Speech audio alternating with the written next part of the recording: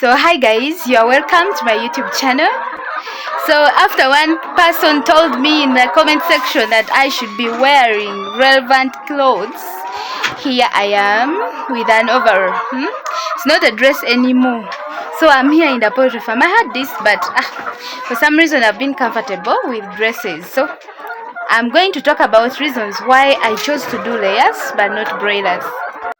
Now, before I started poultry farming, I really admired broilers really much, and I did research on both broilers and layers, and then later I zeroed down to layers, and I'll give you reasons why. Now, broilers are also a good breed. The people who have done them or who are doing them are really getting very good profits on their farms, but then there is always that taste and preference of someone that they really love and they are passionate about. So for my sake, I zeroed down to layers because I love specialization. I always want to do something. One thing, I give it my time, my all, my attention, and I get the best out of it. And so some people do both and it's really doing well for them, but for my sake, I really didn't want to mix issues. Let me put my camera up here because my hand is tired. I don't really have a stand here, but yeah. So the reason I didn't do broilers is because one, I loved specialization. I loved layers because they don't give me like really hard time to get market. I knew that by the time I bring the birds, do brooding and care for them until they lay eggs, I was going to be able to have established very good market for the products. Whereas for broilers, you must be having ready market. If you want to succeed in doing broilers, you must be very sure of where you're going to sell your products before you even start the farm, because broilers grow very fast and usually by week 6 they are sold out. That is for those people who are doing a small scale, but some people take even up to 12 weeks and they sell them at a relatively higher price. So I'm here. This bird wants to be in camera. Go. He's trying to peck my hand. So if you don't have market for where you're going to sell the broilers to, they are going to eat a lot of money, and by the end of the project you will not have profits. That was one of the fears that I had.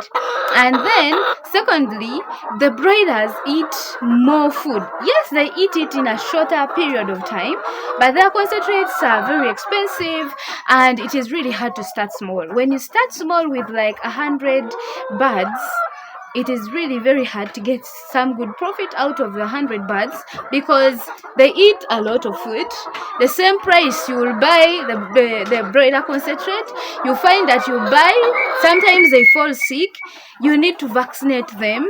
You find that the cost of production is higher than the money you are going to sell because their prices are kind of fixed. They have some, not different prices. You find it is always standard. So you find you can feed your birds. Sometimes the feeds are expensive. No one cares. You have to feed the birds. If you do not feed them, they are not going to grow meat. Like for the customers of broilers are interested in meat, so they want a very heavy bird. So it doesn't matter whether the price of maize has gone high. People do not increase the price of the broilers. That is one other thing that I got scared of. And then another thing I also got scared that these broilers are prone to diseases.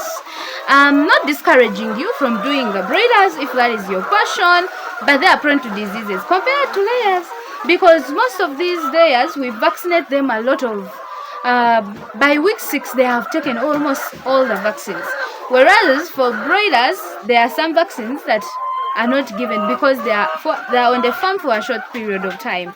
So when a disease hits, it usually treats them so bad, and eventually you find that someone has made losses. Yeah, even in layers you can make losses, but broilers, I had those fears.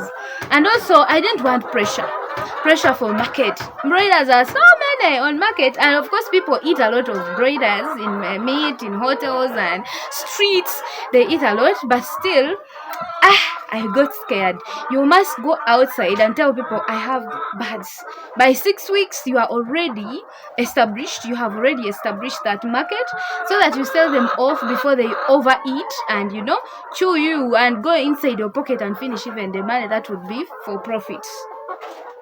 When I calculated the price that I was going to get, because I really wanted to start small, I didn't have that big capital, and I also didn't want to take big risk because I didn't have enough knowledge in poultry. So I wanted something that I was going to learn from slowly and grow in it and be able to perfect myself in it. So that I found that layers would give me more time, and I would do that because with layers we brood them for that is 28 days or close to. People go up 6 weeks, but mine I brooded them for a period of 1 month, and I was able to release them to go in the main house, and they started life there. But after that, I now started searching about market, where am I going to sell my eggs, because I knew I still had time ahead. But the moment you finish brooding broilers like this, the next thing is who to buy, because by the time you finish brooding, the birds are already big, fat, because they eat food that is rich in proteins and they gain very fast. So I really didn't want pressure, like to be there up and down, because I'm naturally a busy person, a busy mother. I do a lot of things. So I needed something that I'm going to do slowly, and that will bring back my money. Now with broilers, if you start small, you get very small profit. Of course, people say that yes, you can get very small profit. You bring another bunch. Sometimes you order for the birds and they take 2 months before they bring. So you find that you have made a whole 2 months without stock. So you find that even when you think that you would have gotten profits very quickly in many months, you find it's not also possible. So I said, let me do layers. And once I zeroed down to layers, I did my research. Like I took a lot of study before bringing my birds, and I was able to know the diseases, able to know the feeds, able to know how they look in case they're not fine.